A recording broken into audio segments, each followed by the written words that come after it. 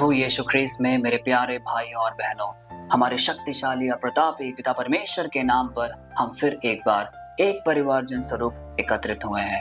उनके वचनों को मनन चिंतन करने, उनके बीच उनके सानिध्य में रहकर उनके वचनों को अपने जीवन से जोड़ कर देखने, उनको ग्रहण करने, इन सारे मौकों के लिए, इन सारे अवसरों के लिए हम अपने तहे दिल से उन्हें धन्यवाद दें, क्योंकि वह है हमारा परम पिता, वह है हमारा जीवनदायक परमेश्वर। आज का वचन जब हम अध्ययन करने जा रहे हैं तो कुछ महत्वपूर्ण सवाल हम अपने आप से पूछेंगे कि एक सच्चा आश्रय, एक सच्ची सुरक्षा हम किन में देखते हैं। कुछ लोग कहेंगे कि हमारे परिवारजनों में, कुछ कहेंगे हमारे मित्रगण में, लेकिन सच्चाई यह है कि जब हम एक गहरे समस्या में होते हैं, जब हमारे जीवन में विषम परिस्थितियां होती हैं, तो हम उन्हीं परिजनों को कहते हैं कि कुछ समय मुझे अकेला छोड़ दो, मुझे हर चीज से अलग रखो, क्योंकि मैं एकांत चाहता हूँ। क्योंकि हम अपनी दिक्कतों में इतने उलझे हुए होते हैं कि हम किसी का भी दखल महसूस नहीं करना चाहते। लेकिन आज का वचन हमें यह कहता है कि उन सारे परेशानियों के गर्त में भी पिता परमेश्वर हमें कभी अकेला नहीं छोड़ता, क्योंकि वह हमें कभी भी तड़पता हुआ नहीं देख सकता। वह हमेशा एक आश्रय बनकर, एक सुरक्षा बनकर हमारे जीवन को स्पर्श करता है। यदि हम अपने पवित्र बाइबल में देखें तो मूसा के जीवन में क्या हुआ। पिता परमेश्वर ने उनको इतना सामर्थ्य दिया क्योंकि उनको बोलने में दिक्कत थी, वो हकलाते थे, लेकिन आगे जाकर जीवनदायी परमेश्वर ने उन्हें ऐसा स्पर्श किया कि उन्होंने पूरे इजराइल जनता का प्रतिनिधित्व किया। इसी प्रकार इब्राहिम के जीवन में उनका जीवन काफी निराश था, क्योंकि वो बुजुर्ग होने के बावजूद निसंतान थे। लेकिन जब पिता परमेश्वर का स्पर्श उनके जीवन में पड़ा तब उन्हें कितने ही संतान हुए। तो इस बात से हमें यह प्रेरणा मिलती है कि आज यदि हम अपने जीवन में संकट या परेशानी के अवसर महसूस कर रहे हैं, तो यही वो अवसर हो सकता है जब पिता परमेश्वर अपने हाथ बढ़ाकर हमें स्पर्श करेंगे और हमारा जीवन पूर्णतः बदल सा जाएगा। यह है पिता परमेश्वर की कृपा और उसकी प्रतिज्ञा हम सबके जीवन में। तो आइए आज का वचन हम अध्ययन करें। यह लिया गया है यशायाह की ग्रंथ से। यह हमें यह सिखाएगा कि किस प्रकार पिता परमेश्वर कल, आज और कल सदैव हमारे साथ बना रहता है। उसकी कृपा और अनुकंपा हमसे कभी भी अलग नहीं रहती है। तो आइए इस वचन का अध्ययन करें। यशायाह की पुस्तक अध्याय 46 पद संख्या 3 और 4 हमें यह बताता है, हे याकूब के घराने, हे इज़राइल के सब बचे हुए लोगों, मेरी सुनो। मैं तुम्हें जन्म से ही संभालता आया हूँ और जन्म से ही अपने साथ लिए फिरता हूँ। तुम्हारे बुढ़ापे और पके बाल तक मैं वही हूँ। मैं ही तुम्हें संभालूंगा। मैंने तुम्हें बनाया और मैं तुम्हें लिए फिरूंगा। मैं तुम्हें संभालूंगा और छुड़ाऊंगा। प्यारे भाई और बहनों, इस वचन का अभिप्राय साफ साफ यह है कि पिता परमेश्वर हम सबको पहले अपने सानिध्य में बुलाना चाहता है, क्योंकि उनके शुरुआती वाक्यों को हम देखें, वो कहते हैं, मेरी सुनो। इज़राइल की जनता, याकूब के घराने, हम सब का ध्यान आकर्षित कर कर हमसे कहते हैं कि मैंने तुम्हें रचा है। मैं तुम्हारे साथ तब से हूँ जब से तुमने जन्म लिया है, और आगे भी मैं तुम्हारे साथ रहूंगा। कितना अनुकंपा और दया से भरा हुआ है ये वाक्य, क्योंकि पिता परमेश्वर अपना हक हम सब पर जता रहे हैं, और इस प्रकार वो हमें इस बात की प्रत्याशा दे रहे हैं कि तुम्हें कभी अपने जीवन में निराश नहीं होना है। इस वचन को अब अपने जीवन से जोड़कर देखते हैं। आज के रोजमर्रा जीवन में कई ऐसी परिस्थितियां हमारे जीवन में आती हैं जब हम अपने आप को अलग थलग कर देते हैं। हम चाहते हैं कि हम जीवन के सारे शोर शराबे से दूर हटकर अपने जीवन का आत्म विश्लेषण करें, लेकिन उस विश्लेषण के दौरान हम अपने आप को पराजय सा महसूस करते हैं, क्योंकि इतने दुख, परेशानियां और दिक्कतें हमारे जीवन में व्याप्त हैं कि हम किसी से भी सहायता लेने की भी नहीं सोचते, क्योंकि हम यह कहीं ना कहीं सोचते हैं कि यदि हमने अपनी परेशानी अपने परिवारजन को, अपने माता पिता को बताई तो वो भी परेशान हो जाएंगे, और इस प्रकार हम एक आत्मघाती, घातक रूप में अपना जीवन जीते हैं।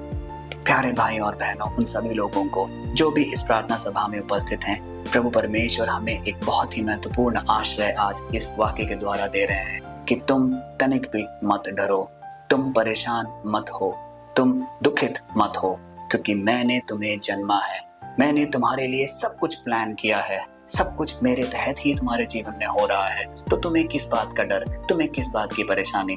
तुम सिर्फ एक अडिग मन से, एक कृतज्ञ मन से अपनी प्रार्थना में नियमित रहो, निरंतर रहो, और अपनी सारी दुख संकट, अपनी सारी वेदनाएं, अपनी सारी निवेदन एक नियमित रूप से मेरे सम्मुख रखो, क्योंकि मैं हूँ वो शक्तिशाली पिता परमेश्वर जो सब कुछ देखता और करता है तुम्हारे जीवन में। पहले किया, अब भी कर रहा हूँ और आगे भी करूंगा। यह है आश्रय और प्रतिज्ञा पिता परमेश्वर का हम सबके जीवन में। आज का वचन बड़ी ही खूबसूरत रूप से हमें ये बताता है कि पिता परमेश्वर का सानिध्य और उसका प्यार हमारे जीवन में निरंतर समान सा बना रहता है। चाहे हम जब जन्म लिए हों या हमारे बाल पक जाए, हम बूढ़े हो जाए, यह वचन ये बताता है कि वो फिर भी हमें संभालेगा, वो फिर भी हमारे साथ रहेगा, हमारी सारी इच्छाएं पूरी करेगा, क्योंकि वो अवसरवादी नहीं है, वो मौकों का तलाश नहीं करता, परंतु हर क्षण हर समय वो हमारे साथ रहता है। तो एक सवाल हमारे मन में आ सकता है कि हम इतनी दुख परेशानियों से क्यों गुजरते हैं, हमारे जीवन में इतने दुख भरे क्षण फिर आते ही क्यों हैं जब वो हमारे साथ है। तो इसका साफ साफ उत्तर यह है कि वो हमें इन सारे मौकों में तैयार करता है। वो हमें इस बात की प्रेरणा देता है कि आगे भी ऐसे दुख संकट आएंगे। पिता परमेश्वर के सानिध्य में रहने का यह अर्थ नहीं है कि हमारा जीवन कोई भी पाप या कोई भी दुख दर्द से रहित होगा। उसके में जीवन हमारे जीवन में भी परेशानियां आएंगी, मुश्किलें आएंगी, लेकिन उससे किस प्रकार हमें डट कर मुकाबला करना है वो हमें पिता परमेश्वर सिखलाता है। उसका सानिध्य हमें वो शक्ति प्रदान करता है। तो आइए इस वचन को अपने दिल से पुरजोर तरीके से जोड़ कर देखें और हर दिन हर पल उसकी शरण में आए और उसके करीब होने की चेष्टा करें। प्यारे भाई और बहनों, यह वचन हमें यह भी दिखाता है कि हमारा पिता परमेश्वर का मन कितना उदारशील है और उसका हृदय कितना दयालु है, क्योंकि हमारे रोजमर्रा के जीवन में कई ऐसे अवसर आते हैं जब हम जाने या अनजाने में कई पाप कर बैठते हैं और इसके फलस्वरूप हमारा रिश्ता पिता परमेश्वर के साथ एक खटास के रूप में सामने आता है। हम उनके सानिध्य से दिन प्रतिदिन दूर होते चले जाते हैं, लेकिन इन सब के बावजूद पिता परमेश्वर हमें नहीं छोड़ता, वो हमें तड़पने के लिए नहीं छोड़ता, क्योंकि आज के एक एक वाक्य में ये साफ साफ दर्शाया गया है कि उसकी प्रतिज्ञा हमारे लिए निरंतर समान रहती है। वो हमें फिर भी बाहें फैलाकर अपने हाथ को हमारे जीवन में स्पर्श करने के लिए तैयार रखता है, जिससे हम पूर्णतः बदल जाते हैं। प्यारे भाई और बहनों, इस आश्रय को हम अपने जीवन से संजोकर इस प्रार्थना की ओर आगे बढ़े और पिता परमेश्वर के सम्मुख एक दंडवत स्वरूप रूप में आए और अपने पाप का बोध रखकर उनसे माफी मांगे, उनसे क्षमा मांगे, क्योंकि हमारे सारे पापों के बावजूद वो हमें गले लगाता है, हमारे सारी अक्षमताओं के बावजूद वो हमें सशक्त करता है। ये सिर्फ और सिर्फ उसकी दया है हमारे जीवन में। इस बात को कबूलें और हर दिन उसकी प्रशंसा में एक नया गीत गाएं। आइए इस छोटे से प्रार्थना की ओर अभिमुख हों। हे प्यारे परमपिता, तू हमारी रक्षा करता है, तू निरंतर हर पल हर क्षण हमारी सारी निवेदनों को सुनता और उसे पूरा करता है। इन सारे अवसरों के लिए हम आपको धन्यवाद देते हैं। आज जब हम इस वचन का अध्ययन कर रहे हैं तो हमें एक अलग सी प्रेरणा, एक अलग सी एक प्रज्वलना मिली है कि तू हमें कभी अकेला नहीं छोड़ता। हमारे जन्म होते वक्त और हमारे बुढ़ापे वक्त तक और हमारे आज के जीवन में हर पल हर क्षण तू हमारे साथ बने रहता है और इस बात से हमें एक शक्ति मिलती है, एक प्रेरणा मिलती है कि अब हम निराश नहीं होंगे। चाहे कोई भी दुख, संकट या परेशानी हमारे जीवन में हमें घात लगाए, लेकिन हम हमेशा आपकी ओर प्रेरित रहेंगे, क्योंकि आपसे हमें एक नई ऊर्जा मिल रही है, एक नई शक्ति मिल रही है। इसी ऊर्जा को हम अपने जीवन में संजोए रखेंगे और आपसे हमेशा एक जुड़ाव का एहसास महसूस करेंगे।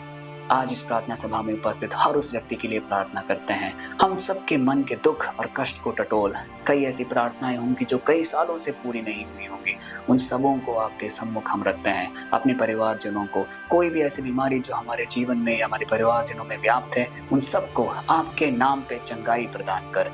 हे पिता परमेश्वर, हमारे सारे मतलब पूरे कर।